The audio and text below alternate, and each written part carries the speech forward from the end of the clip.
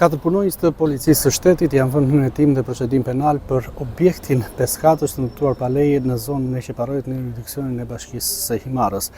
Me i vendim të përcjellë një ditë më parë, drejtori i policisë së shtetit urdhëroi pezullimin e detyrat të këtyre katër punonjësve, të cilët lejuan ndërtimin e objektit në kohën kur ishin në detyrë në komisariatin e policisë së Himarës, referuar dhe vendimi më të fundit të Agjencisë së Mbikëqyrjes Policore. 2 prej punonjësve janë ndaluar tashmë, ndërsa 2 të tjerë janë shpallur në kërkim.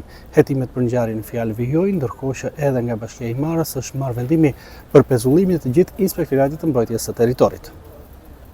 4 punonjës të policisë së shtetit janë vënë në procedim penal, 2 prej tyre janë ndaluar dhe 2 të tjerë janë shpallur në kërkim pas hetimeve për objektin peskatësh të ndërtuar pa leje në Qeparot të Himarës. Masat vijnë pasi drejtori i përgjithshëm i policisë së shtetit, Skënder Hita, urdhëroi fillimisht pezullimin e menjëhershëm nga detyra të gjithë zinxhirit komandues të komisariatit të policisë Himar që kishte qenë në detyrë gjatë periudhës kur u ndërtua dhe objekti. Agjencia e Mbikëqyrjes Policore ka vijuar hetimet dhe ndaj 4 efektivëve po procedohet për veprën penale shpërdorimi i detyrës. Të ndaluar janë Emiliano aktualisht shef i krimeve në volum në komisariatin e policisë Divjak dhe më parë me të njëjtën detyrë në Himar, si dhe Klodian Petani, aktualisht specialist i hetimit të krimeve në komisariatin e Vlorës dhe më parë pjesë e komisariatit të Himarës. Ndërkohë janë shpallur në kërkim Ferit Merkaj, aktualisht shef i seksionit të trafiqeve në drejtorinë vendore të policisë Vlorë dhe ish shef i komisariatit të policisë Himar, si dhe Redin Caushaj me detyrë SPZ në komisariatin e Himarës. Sipas Agjencisë Mbikëqyrjes Policore, ata nuk janë gjetur në banesat e tyre dhe pavarësisht njoftimeve nuk janë paraqitur pranë strukturave përkatëse.